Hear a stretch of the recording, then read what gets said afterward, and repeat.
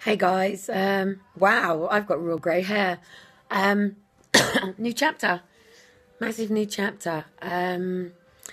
These videos really aren't actually really for you guys, they're more for me, more a diary of my journey, a way of me getting out my head, a way of me keeping myself focused, a way of me holding myself accountable, and to keep me moving forward really, because I mean, it's been a right battlefield of the mind this last 3 years, longer than that really, last 40 years.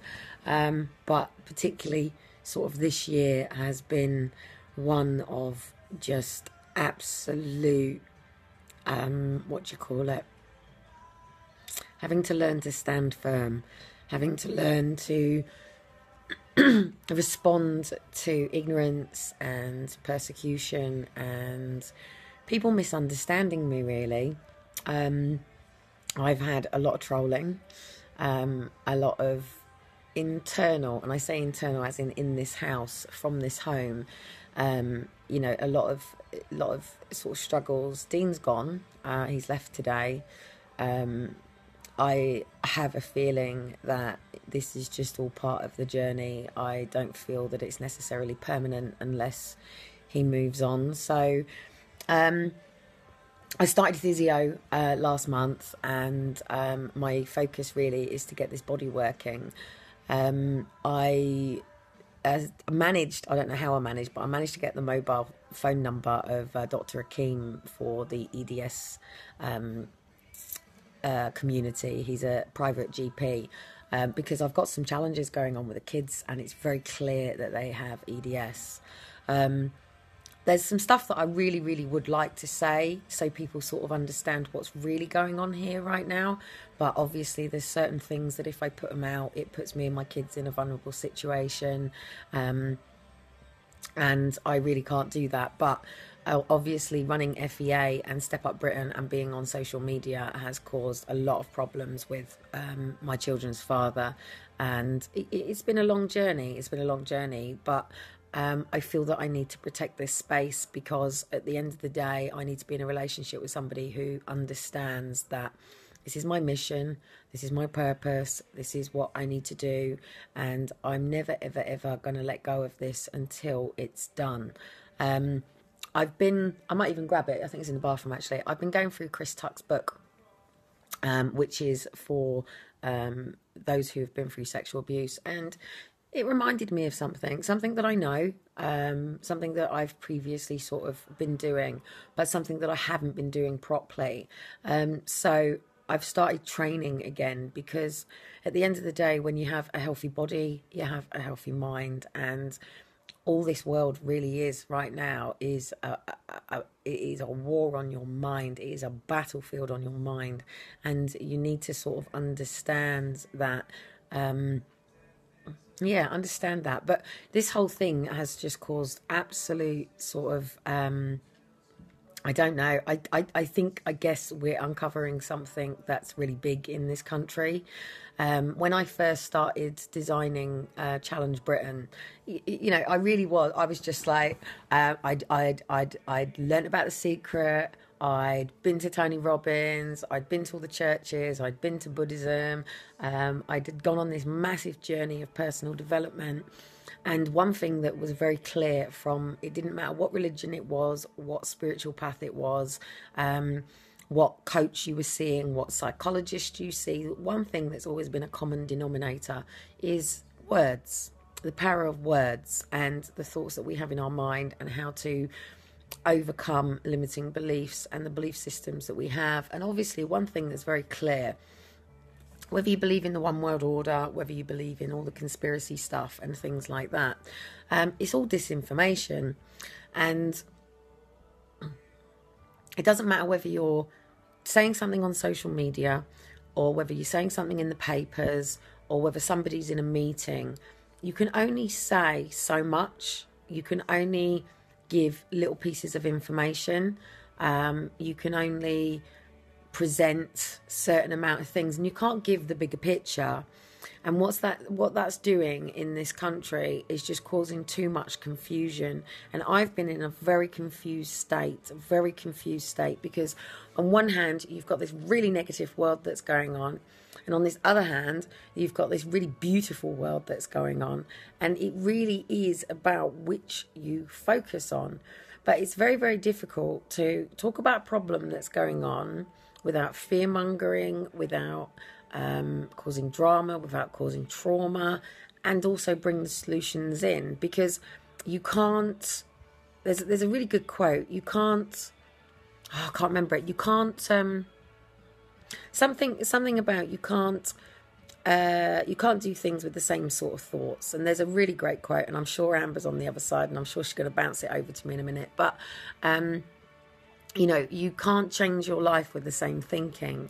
And it's been going through something that I've been through. Trust is so difficult, and building relationships with other people is so difficult, because people expect something from you, and if you don't give them that, they will turn on you and they will project on you. And what I've noticed now in this country is it gets so nasty. People get so nasty, and you know, when people start projecting on each other, you know, people can get to words that really hurt and really damage people. And I think this emotional abuse that goes on, and people talk about narcissists all the time, and it, you know, the Bible made it very clear that we were going to end up in this self-serving, self-prophesizing, self-glorifying world, and it's really clear that it is. You know, there is no collaboration. Hello, Danielle. How you doing, girl? There is no... Do you know what, Danielle? This is one woman that it doesn't matter whether I get trolled, whether I get absolutely crapped by people. Danielle has actually taken the time to meet me, get to know me, and she's been really loyal. And, you know, actually, I could call Danielle a friend. She's never trolled me. She's never caused any problems for me. And every time I speak to Danielle, she always brings me good news. And even if something's not quite going her way, she's always looking for the solution. She's always moving forward. And, you know, even if something isn't quite there yet, she's still looking to move forward. And that's the sort of people that I need to be around at the moment. And it's a really tough time for everybody, especially here in this country. I can't talk about other countries because I've never lived fully and experienced their culture and what's going on. But I spoke to a woman at one of the nursery things the other day from Albania. And I was getting a lot of understanding on why she was an immigrant over here. And she is an immigrant.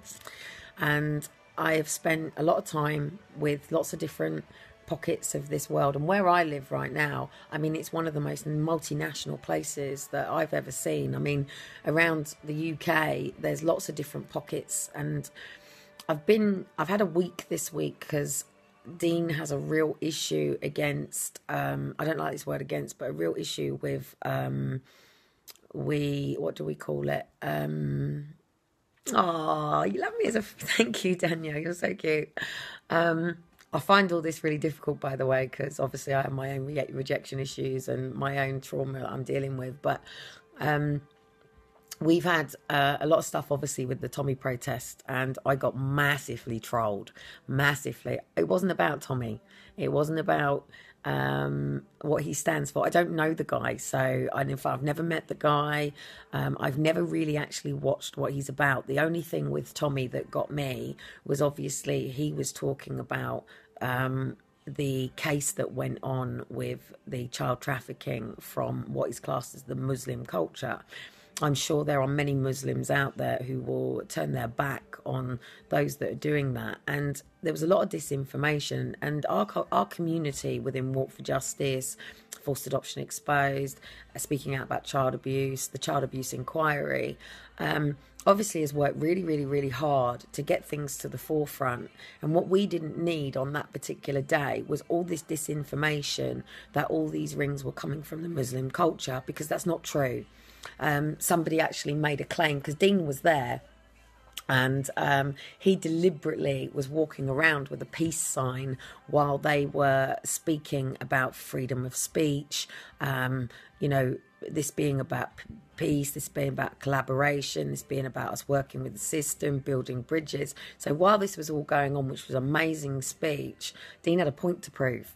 And he walked around with a peace sign, and literally he was accosted by what's called, I don't really know what they're called, they're all like the Free Britain, and I think they're called rednecks to Dean or something. So literally got accosted. They took his sign off him and smashed it in front of him.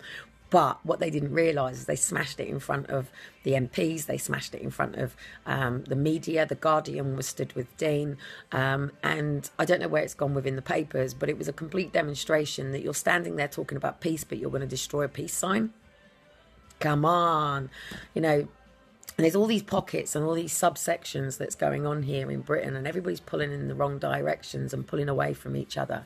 You know, I'm sitting and watching it. I mean, don't take my silence for weakness. What I say on Facebook is one thing, but what I don't say is another thing. I've been speaking with the LGBT and with... there's another one. I can't think what it's called. Stonewall. And basically, they're an organisation that have been running for gay rights. Now, I don't like to say the word gay. My cousin says to me, why do I have to be the gay cousin, Kelly? Why can't I just be, you know, Jamie? I have this theory that we are just, and feminists as well, we are a woman, we are a man, we are a boy, we are a girl. End of it. There is no lesbian, there is no gay, there is no black, there is no white, there is no feminist, there is no right-winged and left-winged and all of this sort of thing. We are just human beings here to have a spiritual being. As you know, I have vocal cord dysfunction, and my vocal cords are playing up like mad. But that's what happens when you've got to move into your own position. And mine is a speaker. Mine is, you know, that is my stand. And obviously that means it's not going to be easy for me to do that, is it? So, but anyway, I was speaking to the LGBT. This social media, just to explain, this Kelly Cottam is obviously just me, my head, my heart. And then I have Step Up Britain page, I have Natural Feeding, I have Oil Rigs, I have Like-Minded Mums, I've got Forced Adoption Exposed, I've got Halt the Adoption Drive, I've got my normal private Kelly Cottam page. God, what else do I have? Amber, what else do I have? Super Mums. I've got lots of different pages, and the reason I have lots of different pages is because I'm so fragmented with everything that's going on, and obviously you guys don't want to hear everything, and obviously I have different pages for different things that is going on. Some are businesses, some are causes, some are missions. Natural Feeding is because I am a big believer that breast is causing a lot of trauma to adults later on. There's been a massive big talking about breastfeeding till 5. There's been a lot of people coming out feeling very traumatized because they remember this sort of stuff. And we're talking about sexual boundaries. We're talking about sexual abuse. We're talking about children growing up to be the adults they were meant to be. We're talking about people right now being the people that they were meant to be. And most people, I can only talk about the UK right now, but most people are getting up, going to work to pay for bills, and they're not doing what they were truly created to be. Most people don't even know themselves. Even I am having to learn to get to know myself again. I only really knew myself as a mother. I've been a mother since I was 17. I only really know getting up, getting my children to school, my children's hobbies and my interests, and I've only been able to work with the budget that I have. And money is freedom, but money is just a piece of paper. Well, it's not a piece of paper anymore, it's tense-blade plastic, for exchange of time and service. But it's meant to be the tool that gets in between us that, I think I'm going to move into kitchen because my battery's sort of going flat. But money is just meant to be this thing that we use to help us have, I'm just sticking my charger in, sorry guys, that we have for to pay for things. So obviously we don't need a home. I mean, years and years and years ago, people were quite happy to be on horses and carts and move around and build their own communities. But we as a Western society have moved forward so much now that we have homes and cars and nice little shiny things, and technology has advanced to such a way. But I think what it's doing, the internet, or intranet if you want to call it that, is a really powerful, amazing thing. But us as humans, our brains, it's not there yet. And the information on internet is so overwhelming. There's so much information. You can literally open up a laptop, open up a phone, and you have access to absolutely everything. But one thing that I watch on social media is, one, people don't look at the date it was written. They don't check the source where it's come from. They don't check the research that's gone behind it. And what's happening is somebody puts a post out and all of a sudden everybody's going, rah! Prime example, okay, I watched my auntie crying. This is going back in 2015. I watched my auntie really upset, really hurt. And I was like, what's up with you? And she said, McCoy Cochlin's dead. I said, oh. And she was really upset about this because she'd seen a post on Facebook that Macaulay Culkin was dead. And I had to look at this post and I said, Christine, have you checked the source? I said, go on to Google and just Google, is Macaulay Culkin dead? Don't forget I'm talking about 2015. And I looked at it and no, it was just this article that's going out. There was nothing in the normal papers, no sort of announcement. And I said to her, I said, you've taken some information offline and that has just built emotion. You've just accepted that as a truth. You've just literally seen something online and you've gone, it's a truth. You've believed it just because it's online. You've believed it just because somebody else shared that post. And the fact is, that information wasn't true. Macaulay Culkin, I mean, now I've probably cursed the boy, bless his cotton socks. Next I'm probably going to find he is. But, that particular article in 2015, Macaulay Culkin wasn't dead. But my auntie had felt the emotion. My auntie had experienced the pain. My auntie had taken that information and made it her truth when it was a lie. And people are reading things on social media and they're taking what they think it means. And all human beings do it. Okay, I'll do a prime example. Look at the piece of art. Okay, you can take whatever it is that you want from that. You've got love, you've got a heart, you've got a dog, you've got Dorothy, you've got, is it a policeman or is it a soldier?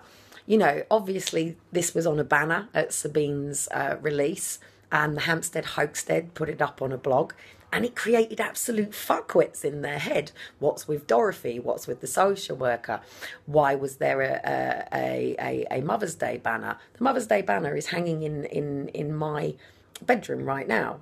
In fact, my children are asleep, but just to prove a point, if my signal goes, I just want to prove a point with something.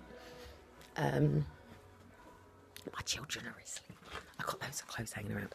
Yeah.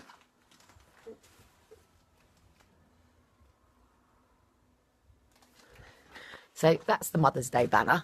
That was at Sabine's Free Sabine. So the Hampstead Hoaxstead put this whole thing. You can go and have a look at it. Go and have a look at Hampstead Hoaxstead, have a look at the art that was around, and have a look at their comments. And they're sort of asking, what's this? Why Mother's Day? Sabine's not a mum, blah, blah, blah. But at the end of the day, the happy Mother's Day was for me. And to all the mums and all of the people out there who, because it was done obviously on Mother's Day when the banners went up the day before thing.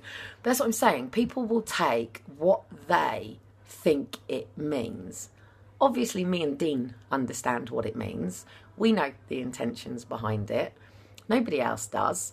Not anybody else has really gets what we're up to and why we're doing it this way. But it creates a thought. Exactly the same with art, a little bit that me and Elijah have been doing. Another little bit that me and Elijah have been doing. We've got this. There's no red X on it at the moment. Obviously, everybody knows all about the Red X campaign. But what I'm basically saying is, what you choose to believe becomes your truth. What truth you accept becomes your reality. What reality you have around you is created by you. It's created by your thoughts. It's created by your actions. So it's really important that when you see things on social media, when you share something, I'm so strict with Amber, right? So strict with Amber, the way she writes, because when you put one post, you have to realise that you don't know who's watching it, who's looking at it, who's seeing it, who's reading it. You don't know what their understanding is, what point of view they're coming from, what experiences they've got, and what that means. So, you know, if I say the word biscuit, to some people that's yummy. To someone else, that's like, shit, that's calories on my hips. To somebody else, a biscuit is, I don't know. I was using biscuits as an example. Bad example. What else can I use? Anything really. Anything.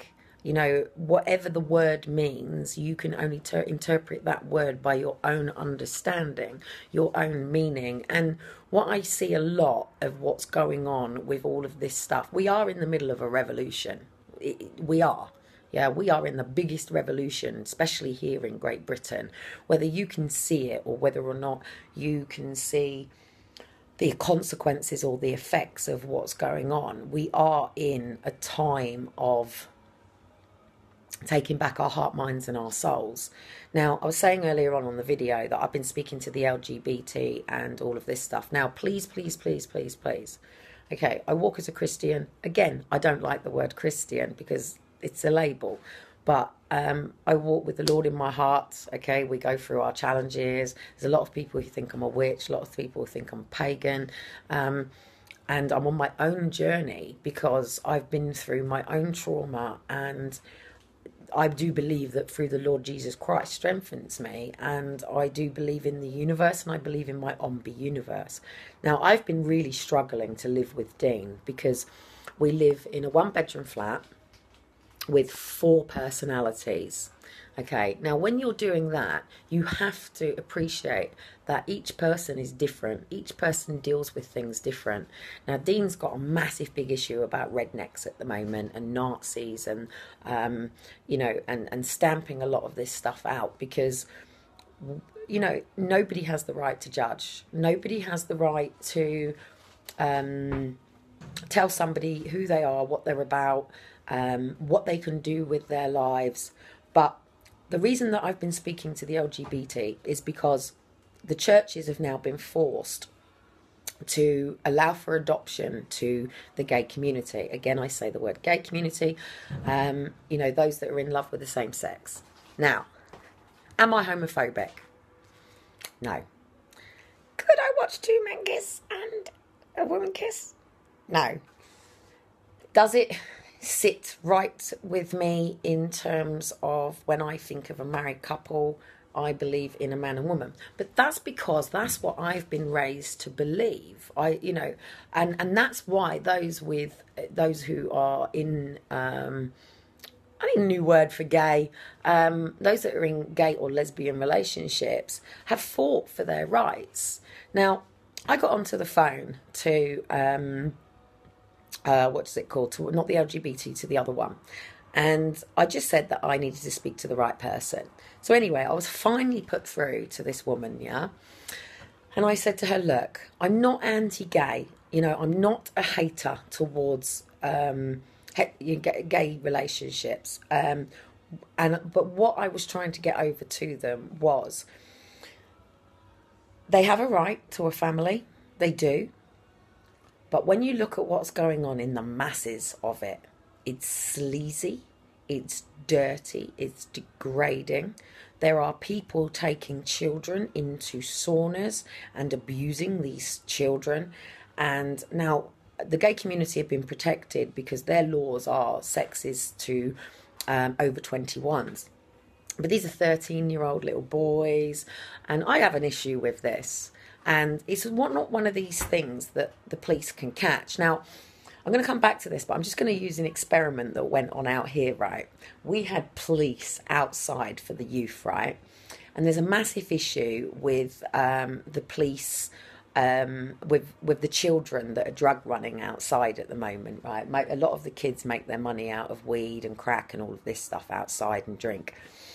And there's not much parent discipline here. It's a very chav society here where I'm living right now. Sorry, chavs, but, come on, step up. So anyway, I'm watching this situation outside, right? And you've got a load of kids, and it is predominantly and you can't even say black, because they might be Nigerian, they might be from another country, they might be from another country. So anyway, I'm watching this situation going on, and the police officers come. I sort of show you so you can sort of see. Okay, so in fact, actually, they're outside, bless their cotton socks. There's our little drug runner.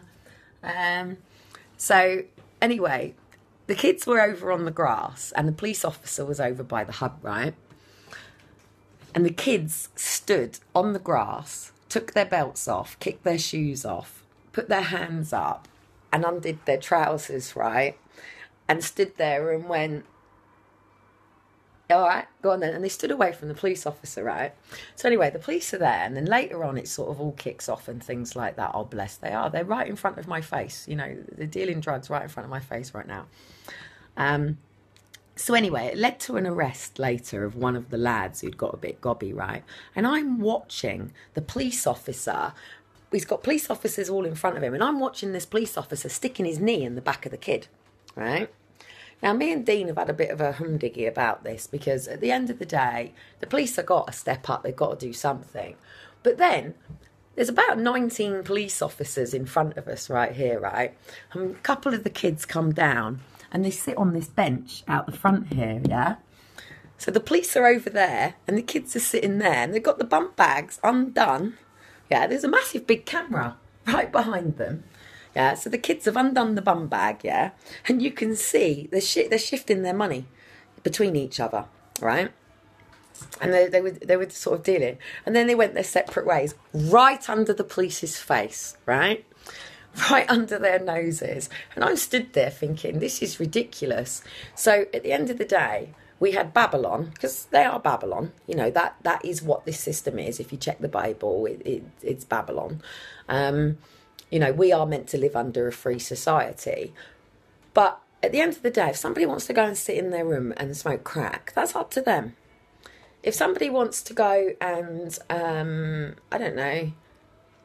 have multiple sexual partners, that's up to them. If somebody wants to be in a relationship with somebody the same sex as them, that's up to them.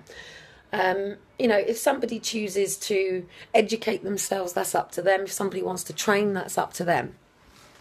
Where the line goes, if somebody wants to rape a child, then who is it that intervenes? Who is it that says that this isn't acceptable? If somebody wants to constantly keep emotionally abusing somebody or themselves, when does somebody have the right to step in and intervene? Now, we live in, I'm going to get to a point for a reason in a minute, because we're coming out of the EU. And we live in a society where we do have freedom of speech. I can say whatever I want on here. I got draconian gagging orders that says that I can't mention my children. Aaron and Faith. I can't tell you that they were taken. Aaron and Faith were kidnapped by Wrexham Police Station and Flintshire County Council. My thing basically says that I go to prison if I tell you that Aaron and Faith were taken by PC Lewis and two social workers, Cheryl Osborne. Oh, that's later, actually. No, it was Cheryl Osborne. And Carrie Larn later. My children were taken for forced adoption. I can't tell you that because I face prison. Yeah? So is this a belief system? Because at the end of the day, they tell you I can't tell you that. They threaten to put me in prison for telling you that. But I've just done it. So at the end of the day, I can sit here in fear and fear these people, fear going to prison, fear the consequences. And you don't know how many black eyes I've had. And this is just from campaigning, yeah. How many people have tried stopping me? How many bangs around the heads that I've had? How much trolling I've had? Having me and Elijah bounded by the police outside here. I'll show you exactly where they took me. This was September last year. You see where those girls are crossing right there now? That's where the police took me and Shiloh. There you go, there's your little drug runner. And I literally ran. I've got to be careful because obviously you can't see them, and I don't want to film people that are out there. I don't have permission to do so. But we are, as you can see, camera signs. There's camera signs everywhere around here to show that you are living under camera. So obviously people do have a right to a private life. I'm trying to show you the area, not the people that are out there.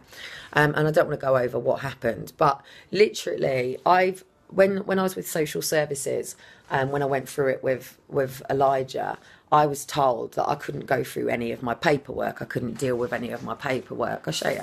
I've got a whole cupboards full of it. And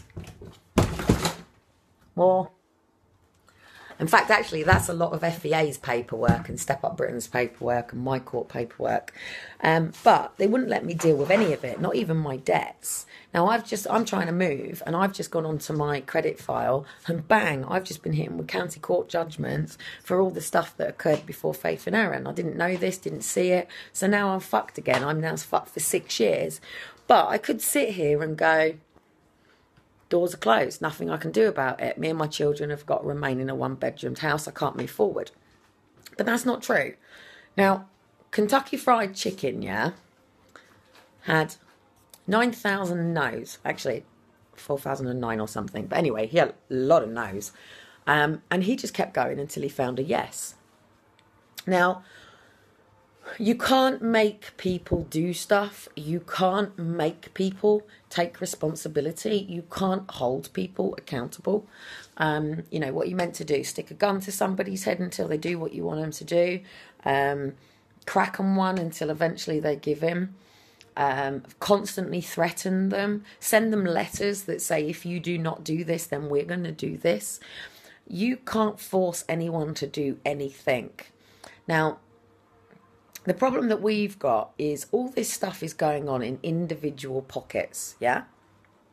But as a mass, as a society, leave the rest of the country out of it because I don't have the things there. Just deal with England right now.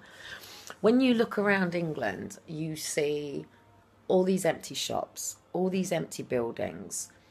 Did you know, if you actually have a look, the council have gone bankrupt, by the way. And if you have a look at any council-ran parks, council-ran cafes, any of them things, they're going derelict. Literally, government has gone bankrupt. And they're trying to sort of deal with this situation. They haven't made it public, but it's very, very, very clear what's going on. They've just been in recession as well. And there's a lot of stuff going on. At the end of the day, we're in a lot of debt, this country. This country is in millions and billions and billions of pounds of debt. I don't have the full truth and facts on it. And that's what I'm basically telling you, truth and facts.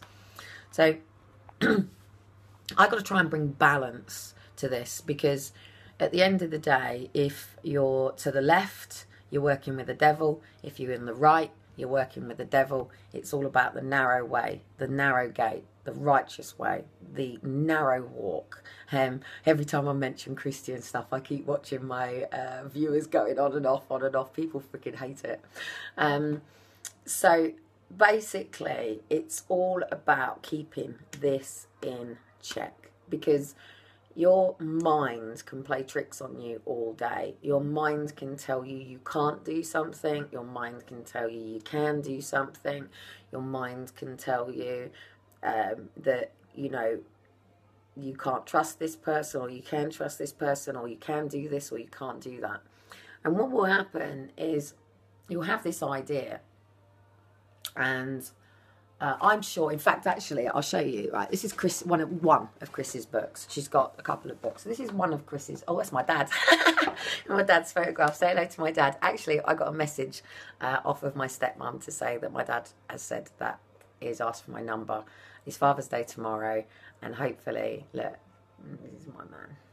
It's my real protective factor. It's the love of my life. But, you know, at the end of the day, when Chris first had the idea of writing this book, yeah, she even says in it at the beginning, you know, that she had no idea how people were going to react to it, how she felt about telling her story. And she could have let all them things get in her way. She could have let all the can'ts, all the haters, all the trollers, she could have just let people get in her way. You know, even as a mum, she, you know, the hours it takes to sit and write a book, you know, and you've got to protect that personal space.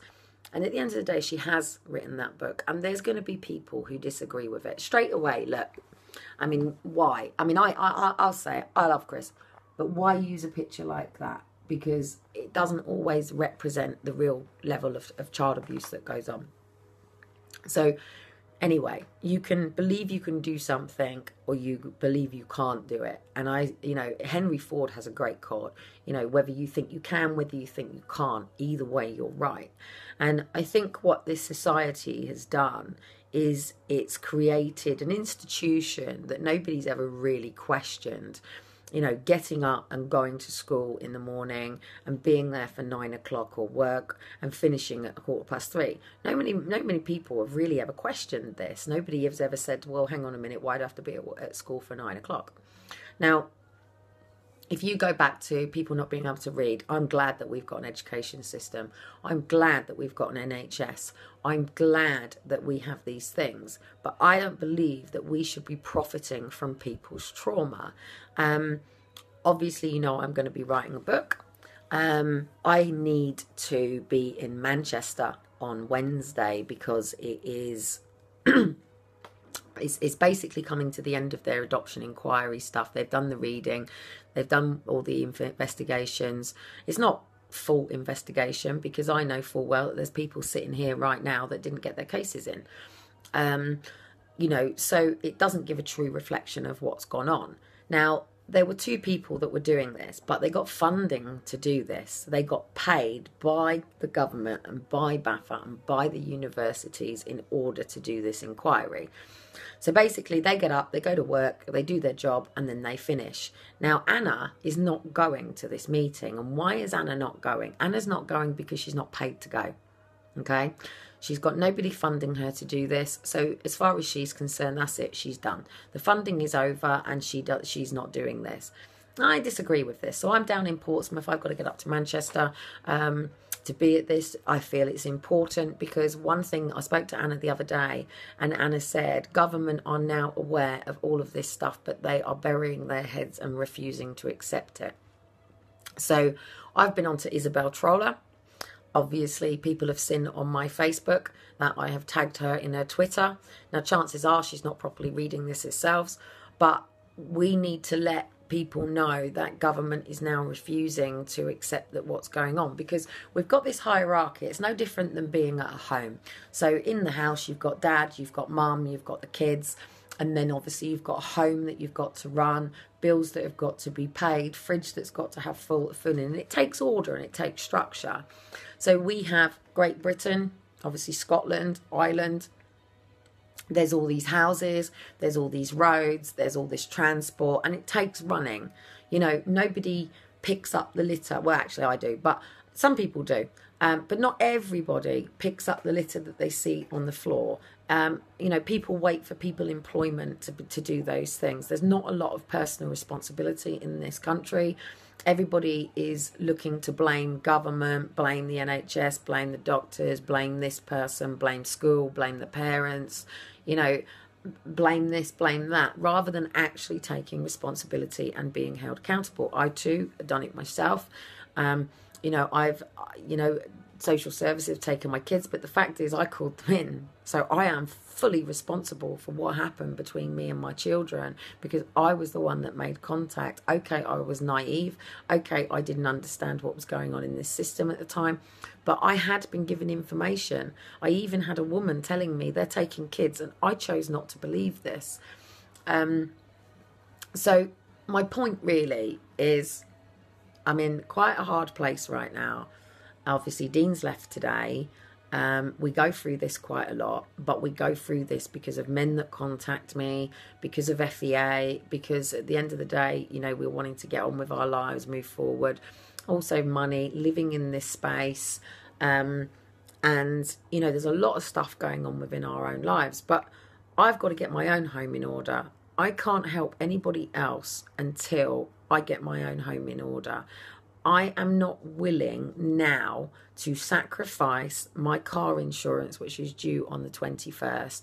I am not willing to sacrifice the food money that comes to my children, and I'm not willing to put myself in a situation for FEA anymore. And that's not because that I don't care. That's because everybody sits online saying I can't afford, it's too far, and all these obstacles and all these limitations. So, but what we should be doing is we should be funding and helping everybody get there, because it's really important. If I had my own way, this event on Friday would be, on Wednesday would be freaking protested out.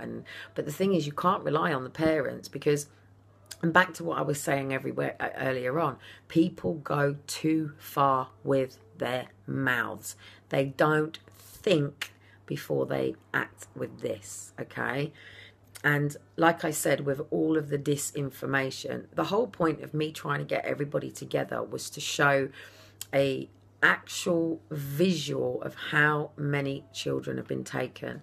Because we as Great Britain as a whole, you know, unless you're online and you see more, we only really see the world that we exist in.